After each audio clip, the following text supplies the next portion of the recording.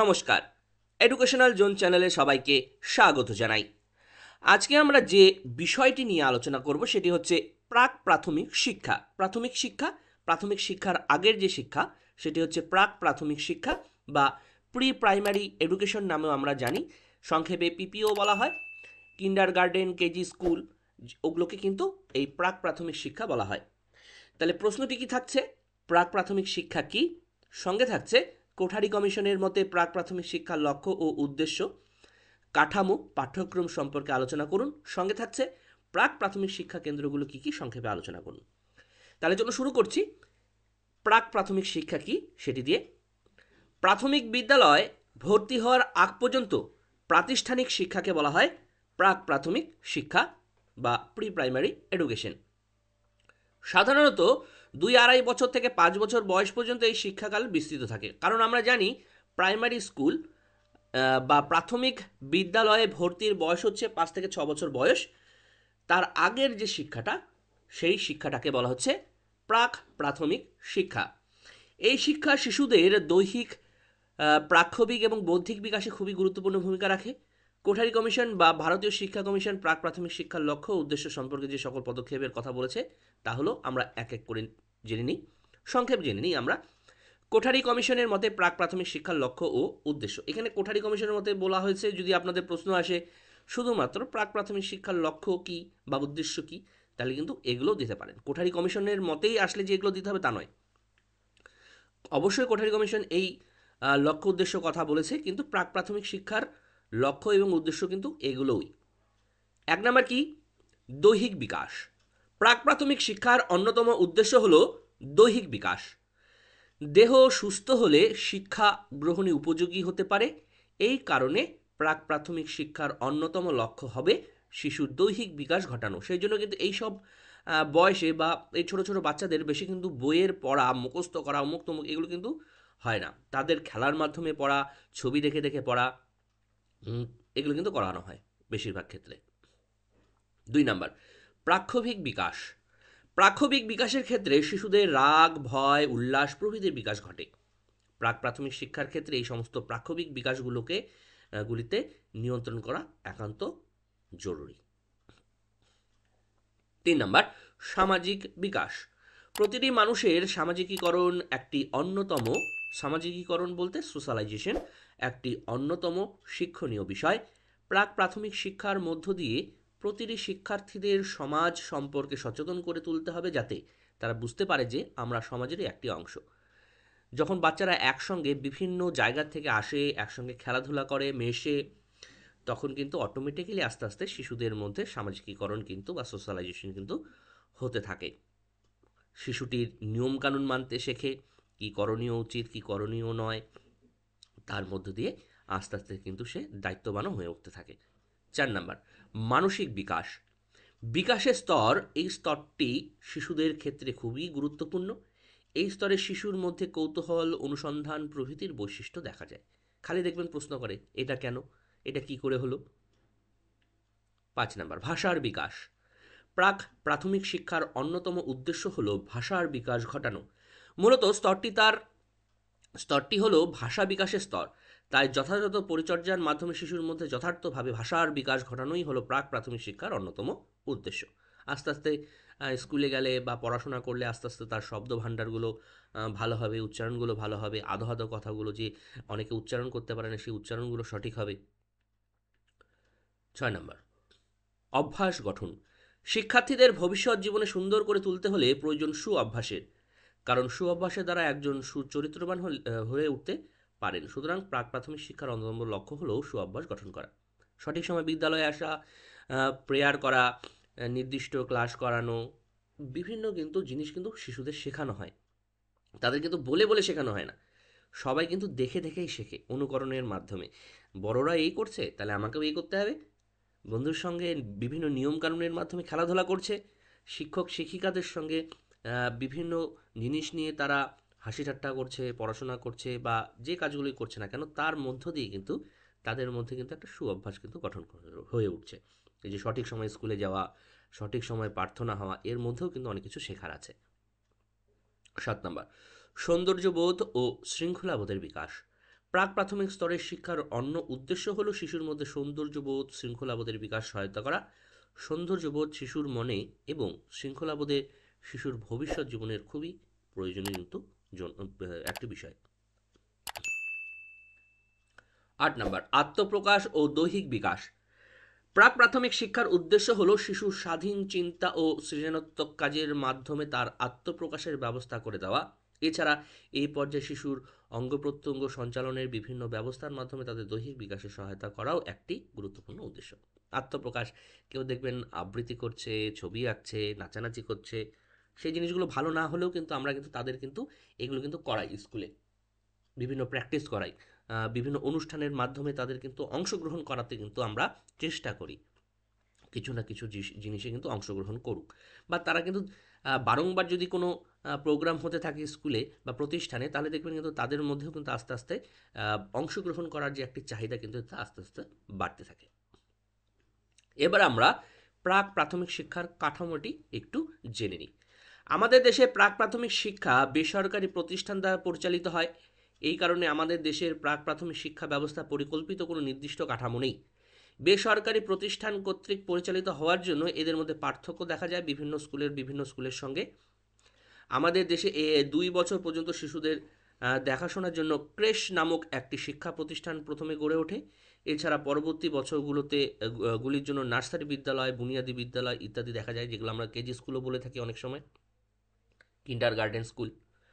আবার প্রাক প্রাথমিক বিদ্যালয়ের শ্রেণীবিন্যাসগুলো হলো KG1, KG2, KG3 এই ধরনের হয়ে থাকে। সব স্কুলে যে এইভাবে থাকে তা নয়, বিভিন্ন স্কুলে বিভিন্ন নাম দেওয়া হয়ে থাকে। আপনাদের পাশে যে এই প্রাক প্রাথমিক বিদ্যালয় আছে, সেই বিদ্যালয়ে যে ক্লাস অনুযায়ী যে নামগুলো, কিশলয় বা আরও কী কী নাম থাকে, সেগুলো কি কি দেখি আমাকে একটু কমেন্ট বক্সে লিখে জানান, তাহলে আমারও একটু জানতে সুবিধা হবে কোন স্কুলে কেমন ধরনের নাম তারা ব্যবহার করছে। কোটারি কমিশন প্রাক প্রাথমিক শিক্ষার জন্য কোনো নির্দিষ্ট কাঠামো উল্লেখ করেনি। তাদের রিপোর্টে প্রাক প্রাথমিক শিক্ষা সম্পর্কে বলা হয়েছিল, প্রাথমিক শিক্ষার পূর্বে হবে, যেখানে 1 থেকে 3 বছরের প্রাক প্রাথমিক শিক্ষা সংগঠিত হবে। এটি করার কারণ হচ্ছে বিদ্যালয়ে যাতে তারা আসার অভ্যাস গঠন করে, তাদের মধ্যে ভালো গুণগুলো বিকশিত হয়, সেই জন্য কিন্তু প্রাক প্রাথমিক শিক্ষা কিন্তু খুবই গুরুত্বপূর্ণ একটি বিষয়। এবার আমরা প্রাক প্রাথমিক শিক্ষার পাঠ্যক্রম সম্পর্কে একটু সংক্ষেপে জেনে নিই।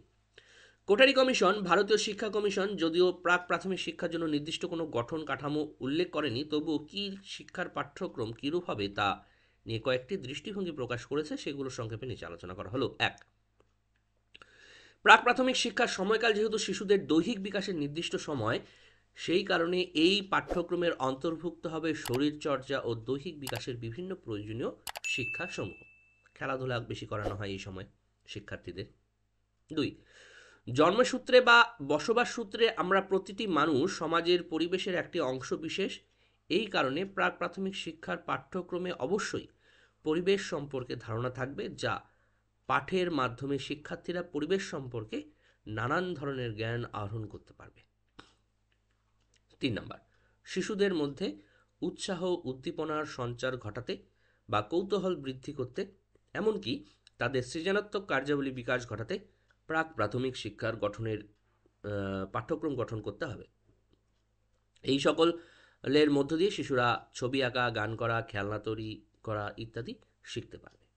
4 নম্বর, অভ্যাস মানুষের জীবনের একটি অত্যন্ত প্রয়োজনীয় বিষয়। শৈশবকালে গ্রহণ করা বিভিন্ন শিক্ষা পরবর্তী জীবনে ভিত্তির মতো কাজ করে। এই কারণে শৈশবকালে এই প্রাক প্রাথমিক শিক্ষাকে অবশ্যই অভ্যাস গঠনের শিক্ষা হিসেবেও গড়ে তুলতে হবে। এই নির্দিষ্ট সময়ে যাওয়া, নির্দিষ্ট ক্লাস করা, বিভিন্ন ধরনের নিয়মকানুন পালন করা, এগুলোর মধ্য দিয়ে কিন্তু তারা কিন্তু খুব ভালো একজন ব্যক্তিত্বের অধিকারী হয়ে উঠবে। 5 নাম্বার, প্রাক প্রাথমিক শিক্ষার অবশ্যই মাতৃভাষার উপর জোর দিতে হবে, কারণ এই বয়সে শিশুরা তাদের সমস্ত অনুভূতি ভাষার মাধ্যমে প্রকাশ করতে চায়। এই জন্য প্রাক প্রাথমিক শিক্ষার পাঠ্যক্রমে অবশ্যই ভাষার বিকাশের ব্যাপারে জোর দিতে হবে। আস্তে আস্তে আমরা ইংরেজি ABCD শেখাতে পারবো ঠিকই, কিন্তু বিশেষ করে তাদের মাতৃভাষার উপরেই কিন্তু জোর দিয়ে কিন্তু শিক্ষা দিতে হবে। এবার আমরা জেনে নেই প্রাক প্রাথমিক শিক্ষা কেন্দ্রগুলো কি কি।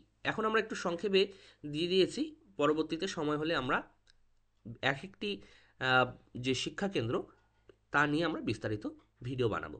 এখানে সংক্ষেপে আপনারা একটু জেনে নিন। প্রাক প্রাথমিক শিক্ষা কেন্দ্রগুলো শিশু 2 থেকে 5 বছর বয়স পর্যন্ত মূলত প্রাক প্রাথমিক শিক্ষার সময়কাল। যদিও এই সময়কালে শিশুরা অনেকটাই গৃহ পরিবেশের মধ্যে বড় হয়ে থাকে, সেই কারণে এই সকল শিশু কেন্দ্রগুলো গৃহ পরিবেশের সঙ্গে সামঞ্জস্য করে গড়ে তোলা হয়। কয়েকটি মুখ্য প্রাক প্রাথমিক শিক্ষা কেন্দ্র হচ্ছে, এক নম্বর হচ্ছে ক্রেশ, এটি কিন্তু শহরাঞ্চলে বেশি দেখতে পাওয়া যায়। প্রাক প্রাথমিক শিক্ষার প্রথম শিক্ষা হলো ক্রেশ। 2 বছর বয়স পর্যন্ত শিশুদের পরিচর্যা ও রক্ষণাবেক্ষণের জন্য এই ধরনের শিক্ষা প্রতিষ্ঠান গড়ে ওঠে। একটু বলে নিই কি এই ক্রেশ কি।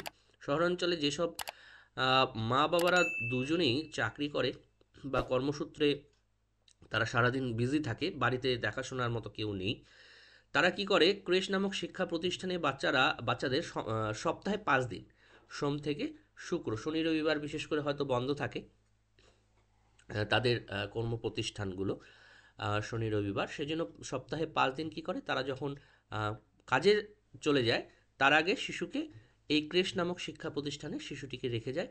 এইখানে শিশুটির যাবতীয় যা যা প্রয়োজন এই ক্রেশ নামক প্রতিষ্ঠানে কিন্তু তা ব্যবস্থা করা হয়। খাওয়ানো থেকে, ঘুমানো থেকে, খেলাধুলার থেকে শুরু করা, পরিচর্যার থেকে শুরু করে যাবতীয় সব কিছু শিশুটিকে করানো হয় এই ক্রেশ প্রতিষ্ঠানে।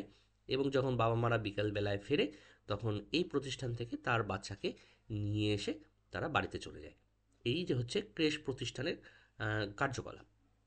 এত ছোট বয়সের শিশুদের কী বা তারা করবে, তাদের দেখাশোনা, পরিচর্যা করা, খাওয়া দাওয়া, ঘুম পাড়ানো, যাবতীয় সব কিছু কিন্তু এই ক্রেশ নামক প্রতিষ্ঠানে করা হয়।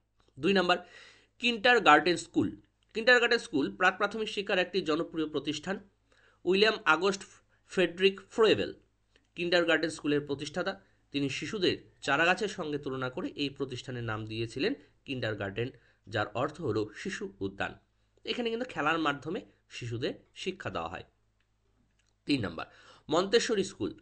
শিক্ষাবিদ মাদাম মরিয়া মন্তেশ্বরী প্রাক প্রাথমিক শিক্ষার জন্য এই শিক্ষা প্রতিষ্ঠান গড়ে তুলেছিলেন। এর প্রকৃত নাম ছিল কাসা দায় বাম্বিনি, এখানে কাসা দায় বাম্বিনি, যার অর্থ হলো শিশুদের জন্য গৃহ। তিনি তার এই পরিকল্পনায় শিশুর সক্রিয়তা এবং স্বাধীনতার উপর বেশি গুরুত্ব দিয়েছিলেন। এগুলো কিন্তু মনে রাখবেন, এখান থেকে কিন্তু প্রচুর শর্ট প্রশ্ন আসে। কিন্ডারগার্টেন স্কুল কে প্রতিষ্ঠা করেছিল, কবে প্রতিষ্ঠা হয়েছিল, মন্তেশ্বরী স্কুল কে প্রতিষ্ঠা করে, কত সালে প্রতিষ্ঠা করে, এই যে কাসাদাই বাম্বিনি অর্থ কী, এগুলো কিন্তু এসে থাকে। 4 নম্বর, প্রাক বুনিয়াদী স্কুল। মহাত্মা গান্ধী তার মহান উদ্দেশ্য নিয়ে প্রাক বুনিয়াদী স্কুল প্রবর্তন করেছিলেন। তিনি চাইতেন যাতে সুপ্ত প্রতিভাগুলোর বিকাশ ঘটুক। এই কারণে এই ধরনের বিদ্যালয় পাঠ্যক্রমে তিনি নৈতিক বিকাশ, সামাজিক বিকাশ, নান্দনিক বিকাশ, সৃজন শক্তির বিকাশ, শারীরিক বিকাশ ইত্যাদির উপর গুরুত্ব দিয়েছিলেন। 5 নম্বর, নার্সারি স্কুল। 1909 সালে ইংল্যান্ডে মার্গারেট ম্যাকমিলান এবং র্যাচেল ম্যাকমিলান নামে 2 বোন প্রথম নার্সারি স্কুল প্রতিষ্ঠা করেন। সমাজে অবহেলিত দরিদ্র শ্রেণীর শিক্ষার্থীদের জন্য তারা উদ্যোগী হয়ে এই নার্সারি স্কুল প্রতিষ্ঠা করেন। শিক্ষার্থীদের সৃজন শক্তির বিকাশের জন্য পাঠ্যক্রমে রেখেছিলেন নাচ, গান, হাতের কাজ, ছবি আঁকা, বাগানের কাজ, খেলাধুলা প্রভৃতি। এগুলোই হচ্ছে মোটামুটি বুনিয়াদী শিক্ষা প্রতিষ্ঠান। এছাড়াও অনেক আছে বুনিয়াদী শিক্ষা প্রতিষ্ঠান। আমরা এখানেই ভিডিওটি শেষ করছি। আশা রাখছি ভিডিওটি আপনাদের কাজে লেগেছে, ভালো লেগেছে। আপনাদের কাছে আবার অনুরোধ, ভিডিওটি অবশ্যই লাইক করবেন, শেয়ার করবেন, চ্যানেলটিকে সাবস্ক্রাইব করতে ভুলবেন না। সবাই ভালো থাকবেন, সুস্থ থাকবেন। বিদায় নিচ্ছি সবাইকে। অসংখ্য ধন্যবাদ।